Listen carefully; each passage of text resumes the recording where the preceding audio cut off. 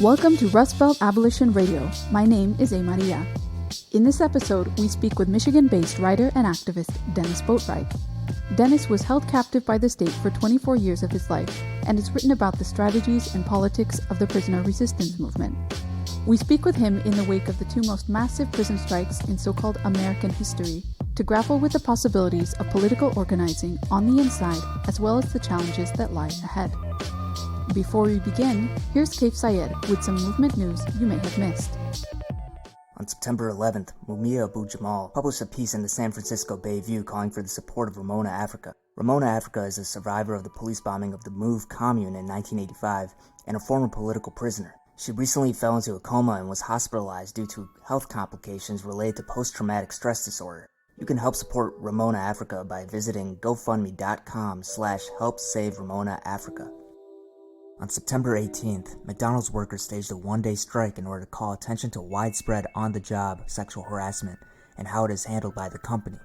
The historic walkouts, led by working-class women of color, took place simultaneously in 10 cities across the United States. The strikers have put forth several demands, including enforcement of a zero-tolerance policy, a safe system for employees to file complaints, and the formation of a committee on sexual harassment where workers and women's rights groups have a say. McDonald's has yet to respond to their demands. Numerous cities held celebrations for Indigenous Peoples Day on October 8th. Over 60 cities in so-called America have officially declared the second Monday of October as Indigenous Peoples Day. Recent additions to the growing list include Tacoma, Washington, and Rochester, New York. Thanks to the work of local Indigenous activists, more cities are rejecting the whitewash history that venerates Christopher Columbus by celebrating indigeneity and paying tribute to Indigenous struggle. This is Alejo, and you're listening to Rustbelt Abolition Radio, an abolitionist media and movement-building project based in Detroit, Michigan. Co-producer A. Maria and I are here with Dennis Boatwright, a writer and activist in Michigan who was held captive by the state for 24 years. While he was incarcerated, he courageously wrote for the San Francisco Bay View and organized resistance from the inside. We're extremely glad to have him on the show today to talk with us about the prison strike and ongoing organizing efforts by prison rebels. Hello, Dennis, and welcome to our show. Hello, and it's a pleasure to be here. So we just wanted to first start out by asking you about the process of your politicization. My sense is that you didn't think of yourself as a militant or a revolutionary before being imprisoned, and that the 1993 Lucasville uprising in Ohio had something to do with your politicization. Can you tell us more about that? Yes, if I can, I would like to discuss very briefly prior to me being incarcerated, because I had somewhat of a political consciousness at the age of, I would say, 9 and 10 years old. I can recall me watching the Iran hostage crisis that was going on at 9 years old. And then the next year following that, I remember Ronald Reagan's attempted assassination on his life. And then the year after that, I remember the assassination of Anwar Sadat. I bring this up to say that while I used to be really clinging to the TV screen, my mother, she noticed that, so she went and got me a year subscription of the Detroit News at 10 years old, because she was like, my son has an interest in world affairs. So prior to me coming to prison, I had somewhat of a mainstream outlook on international relations, foreign policy, different things like that. So I was somewhat primed to take on the role once I became in prison. But being specific on the radical side of my political perspective came when really the fourth day I was in prison, I received some mail from a family member. And on the outside of the envelope, the N-word was wrote on there. So when I got the letter, I showed a black guard who was walking the path taking count. I said, look at this. And she was like, oh my God. She said, I think I know who did it. It was a white prison guard. She said, he does that. He don't like prisoners getting outside support. So at that time, I started looking at the government differently, because I had told myself that even though I had like 24 years to do before I get home, I said I was going to be somewhat of a neutral prisoner. I was just going to do my time, read books, exercise. But when I seen that person did that, it kind of catapulted me to start taking steps to remedy, racism. So I will fast forward this up to 1993. I was at Carson City Correctional Facility, level 4. I was 23 years old at the time. And I was watching CNN News, and I see that the first World Trade Center bombing. And I was wondering, what was the government doing to make people so angry and want to react to them in that way? So, I'm sitting there. This is when I started studying political science more formally with textbooks and stuff. And I started learning about the Intifada and different things like that. Because in prison, obviously, at the time, they didn't have college or anything like that. So it was more self-study. So the next month in 1993, I'm sitting watching CNN News. So I look up and I see Siddiqui Abdullah Hassan on CNN News with the Lucasville uprising prison. So I'm listening. It was a live broadcast. I'm listening to some of their demands. And I was thinking in my mind, I said, you know what? We need to be saying some of those same things, because the TB test things they were trying to force upon us, and a lot of the things that really ignited that uprising was occurring throughout the Michigan Department of Correction. So I took interest in that, and I subsequently started speaking to other prisoners. They would tell me to come to Black History Month to speak, or Kwanzaa, for example. So I would use that time to be talking about world affairs and, what was happening in Lucasville. So the Lucasville incident is the one that really put me and radicalized me for me to start taking a more stronger posture and addressing some of the racial injustices in prison. So for people that maybe don't know exactly, you were literally watching TV as this prisoners inside Lucasville, like Siddiqui Abdullah Hassan and others, had taken over the prison, right? I mean, you were watching this on TV. Can you tell us a little bit more about what that was like and the specifics of Lucasville? What was happening? Well, the prisoners had took control over L Block in Lucasville, and just to see it getting international coverage of it made me pay more attention to it.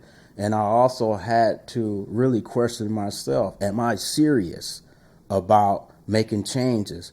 So when I see Imam Siddiqui Abdullah Hassan taking those stands, I really had to question my own stance. Am I just a writer, or am I just a person that can speak, or am I a person that's going to really try to mobilize and organize people? So while I was looking there, I felt kind of sad, because the subsequent days I'm talking to other people, other prisoners, privately, and they showed no interest. So I started to become lonely, because I don't have no people to share my fervor and my outrage at what's going on in Lucasville. So I started writing Siddiqui Abdullah Hassan, and he wrote me back. He was happy, because he said, unfortunately, he wasn't receiving a lot of support from the African American community. Even the Muslim community was mostly, people weren't black. So he thanked me for doing that. And then after that, we kind of like roused each other up through our letters, because I was already there and didn't even know it. And he was put on death row until this day. Yeah, he's been on death row since that day. But his incident made me become more of a political activist in prison. But there were repercussions too after that I learned about counterinsurgency and all of these things in prison that I was subsequently subjected to. You said that you felt lonely inside immediately. Eventually, you developed a relationship with Lasino Hamilton and other imprisoned rebels in Michigan as well, right? Yes.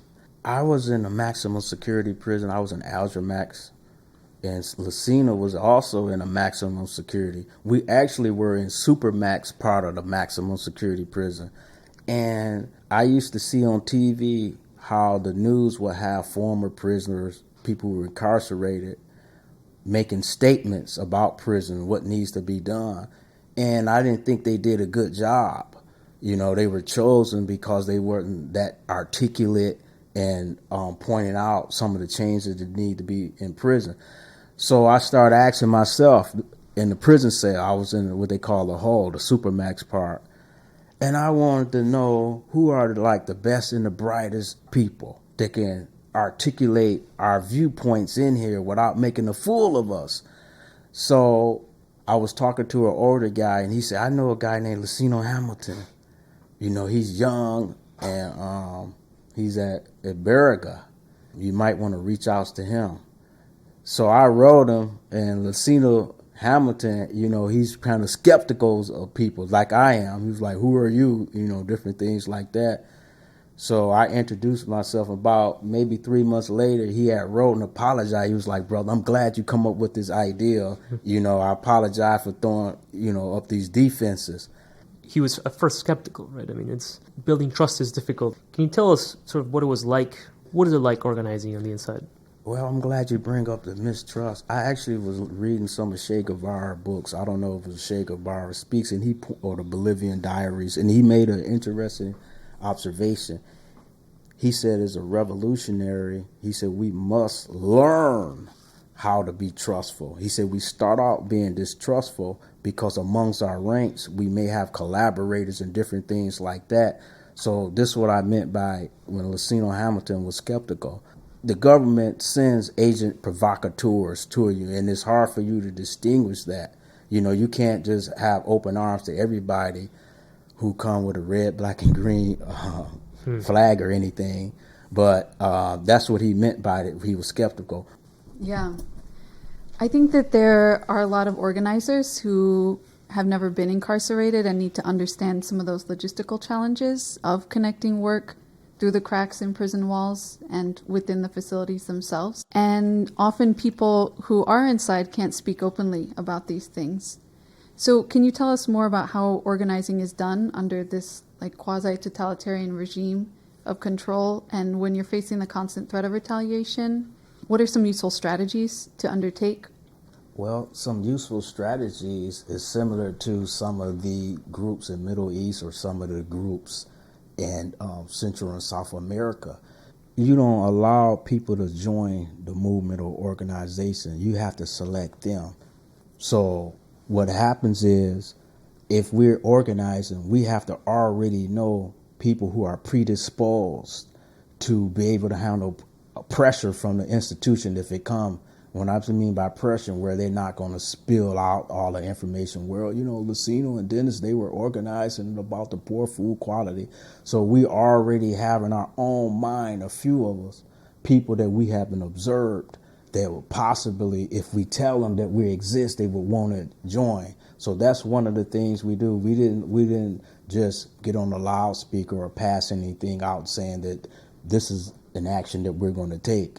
We hand selected few people that would do it, and they would hand select a few people that they know. But also we have people, a part of the movement. You have some people who like to make a lot of noise about things. But people like Lucino Hamilton, we had to keep him out of solitary confinement. So we had other people doing certain things that really don't even know that me and him exist. We were kind of behind the scenes, because a lot of the prison population, they didn't want us in solitary confinement, because they said, if you're in solitary confinement, we can't benefit from your knowledge, your organization skills. But so we have other people who are willing to kind of put their self actually on the forefront. So sometimes we would have meetings. In prison, you can't have more than 4 people in the group. So sometimes we have 1 or 2, and we would talk about what we're going to do. And eventually, somehow or other, it would spread without them actually knowing that it was me, Lucino, or whoever else was actually organizing this thing. Sometimes the prison thought it was somewhat random. We was at a certain prison, I'm not going to say the city, and we noticed that there was a reduction in the quantity of our food and a decrease in the quality of food as well. So one day, I was in the child hall, and I was really almost acting out of character, because I went to the child hall and they gave me a food tray. That's something that I wouldn't even give my own dog. So I was outraged about it. But as I say, I'm somewhat quiet back there. So I did something that I never really did. I went right behind the food counter where the prison guards at, and I handed them a tray. I said, you eat it. So they got all startled and different things like that. So they end up calling me, up to the control center and asking me, am I behind things? I was like, no, I just read books and things like that. But what I eventually did was told a few people that I know that likes the spotlight and stuff. I was telling people, I said, if we want to make a statement, a nonviolent, in this case, nonviolent statement, let's not go to the child hall. We're all going to miss our meals, and we're going to wait till they're serving their best trays, and which sadly is chicken. So I said, when they have chicken, when they think that the child hall is going to be overflowing with inmates, nobody's going to show up. I told a few people to spread that. And actually, when the day came, I said, instead of us going to the child hall, we're going to go to the backyard, where they lift weights, play basketball. I said, we're not going to even go, and we're going to wear all blues. And I was surprised that of every race and religion participated, that I would say it was like an 85% success rate. Everybody went out, then the cops, they started getting, nervous about that. And then eventually they called me up to the control center. They all mad because I was writing articles at the same time, I think to the Michigan Chronicle and, San Francisco Bay View or whatever. I was sending letters to the editor telling them what we were doing. And those people, unbeknownst to me, they were calling the prison saying, we want better food and different stuff like that. So the warden called me out with the captain, the lieutenant, sergeant. They was all upset at me. And they actually got some letters that I was mailing out. They copied them. They said, it's you. So they was like, you're a good writer and everything. Why won't you write about things that happen in China? Why you got to be bringing pressure on us? I said, did I say anything that's inaccurate in these letters to these newspapers? Point out anything that was false. And they couldn't, so I said, that's my position.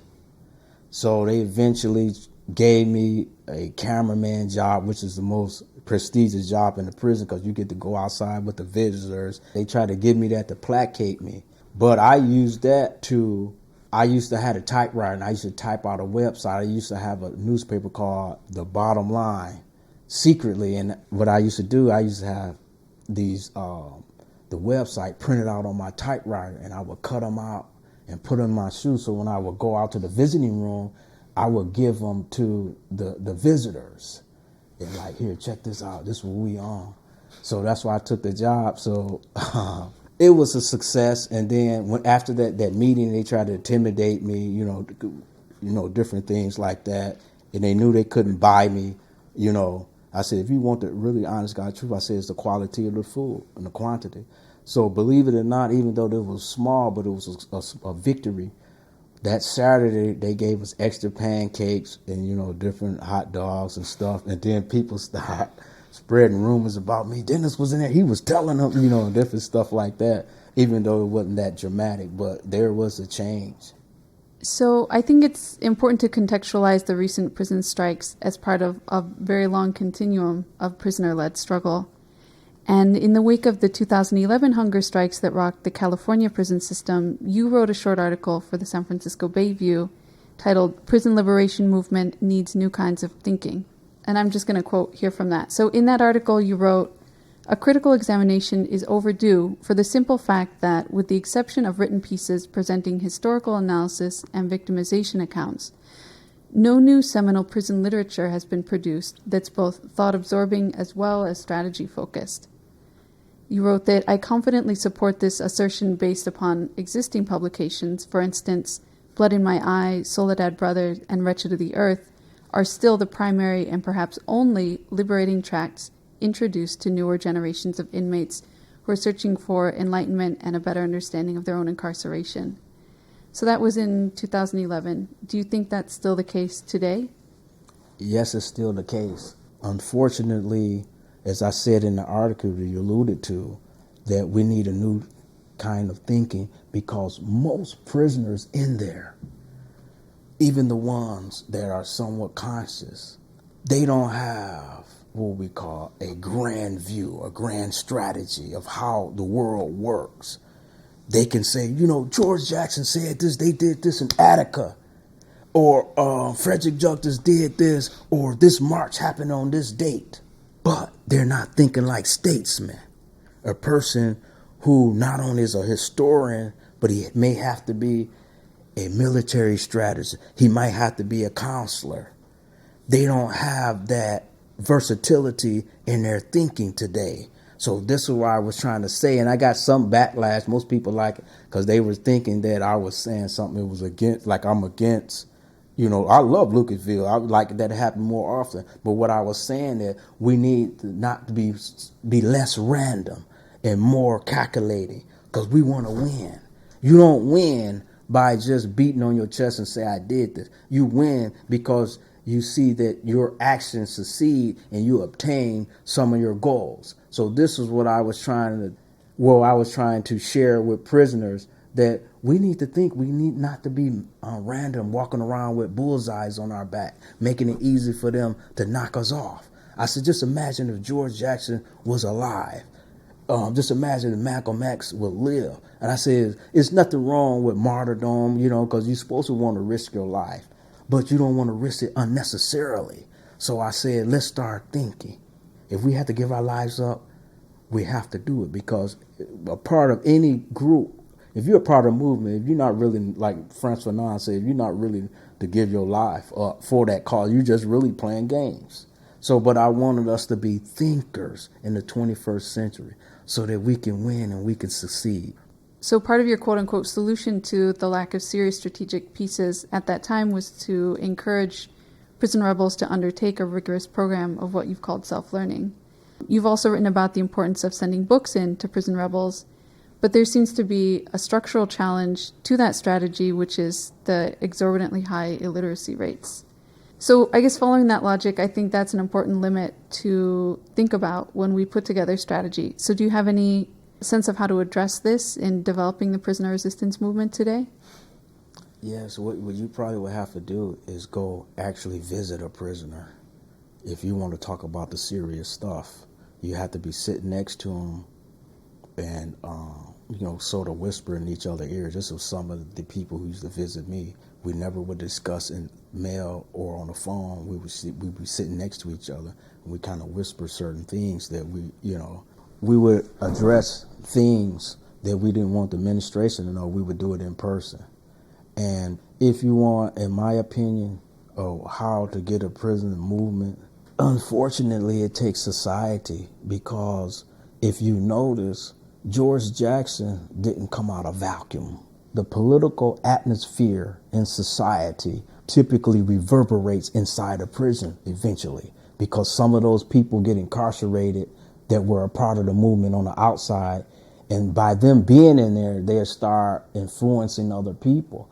What happens now is prisoners like Lucino really don't have any visible models to follow or to be inspired by. And I say this because Lucino Hamilton, he's like Walter Rodney. He's like, a Frantz Fanon, Che Guevara, these type of people, Ho Chi Minh of that.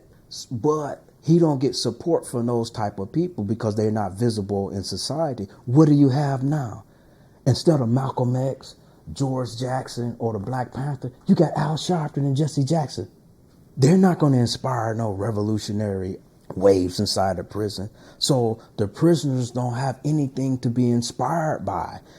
So I wanted to push back a little bit on that, right? Because the Free Alabama movement, for instance, these guys are writing about Black Lives Matter. These guys are writing about the movement that's happening in the streets, right? We had 3 major rebellions: Baltimore, Ferguson, and Charlotte. So, the National Guard literally came out, right, and for these uprisings. And so I think that there is somewhat of a feedback loop, right? Guys inside are talking about these struggles. Even Jails Over Speak is talking about the Abolish ICE situation over the summer. And there are, I think, these relationships. I wonder if you think that perhaps there is the possibility for these relations to happen, and that perhaps they are happening in different ways already, right? There has been a shift recently, right? Like, how do we account for the 2 major, most widespread prisoner-led actions in U.S. history, right, to come in the wake of Ferguson, Baltimore, and so on? Well, you know what? You brought up a good point. And what I was saying is, when you look at, when people think of the 60s and 70s African Americans, they automatically think of the civil rights movement. You don't even have to mention it. because it was so a part of the fabric of the culture. Everybody supported either Martin Luther King or Malcolm X or the Black Panthers, or Black Liberation Army. There's many groups, so this was a part of the ethos of that era. Here, there are many competing movements out there, good movements, and these movements need to connect and give somewhat of one message that will encapsulate what all of them trying to achieve. Now, there is possibilities with the Black Lives Matter movement, but movements somewhat have to be in the air. Just like I always use example, Palestinians, the little kids, when they be throwing at the tanks, rocks at the tanks, nobody had to tell them to do that. It's a part of the ethos, the culture. So in prison, this type of ethos have to be in existence, and it has to be widespread, because if you study any revolution or uprising, you at least have to have 20% of the population participating for it to be successful. They said that's at a minimum, you have to have 20%. So of whatever 20% of 2.5 million is, you would need that amount of prisoners supporting the notion that we need to have some change, just like you would in society. Because if it was just if you and I were enough, we were dissatisfied, we would be able to change Detroit, just the rage we have. But unfortunately, you need other numbers, not so much money, but other numbers and more participants. Yeah, I feel like there's so much more we could talk about, totally. but so is there anything that you want to mention or have included in here that we didn't get to yet? Yes, I'm writing a book. I have been writing it in prison called The Struggle Behind the Walls. And it's a unique book. I call it The Wretched of the Earth of the Prison System. And in this book, I write and define the struggle that actually goes on between conscious prisoners and the Michigan Department of Corrections staff. Not just in Michigan, but in the U.S. prison system. And I details all the actors involved in this struggle. Whether it's some sympathetic guards, some militant prisoners, and different things like this. So it's a pretty unique book. There's a chapter devoted to unique prisoners that have an impact in prison. And obviously, Lucino Hamilton is going to be one of them. Siddiqui Abdul Hassan is another chapter I wrote on their life, their impact, and as well as a Bomani Secure. So it's a unique book. It's coming from a new perspective, and is written by a prisoner who did 24 years in prison, who was actually a part and up the forefront of the movement in prison. Really looking forward to reading that and maybe have you on the show to talk about it soon. I would love to. Yeah, thank you for coming on the show, and talk to you soon again, Dennis. Thank you so much. Yeah, you're welcome. Thanks for tuning in. You can listen to past episodes or read their transcripts on our website at www.rustbeltradio.org. This show was co-produced by the Rustbelt Abolition radio crew, A. Maria, Cape Syed, and Alejo Stark. Original music by Bad Infinity.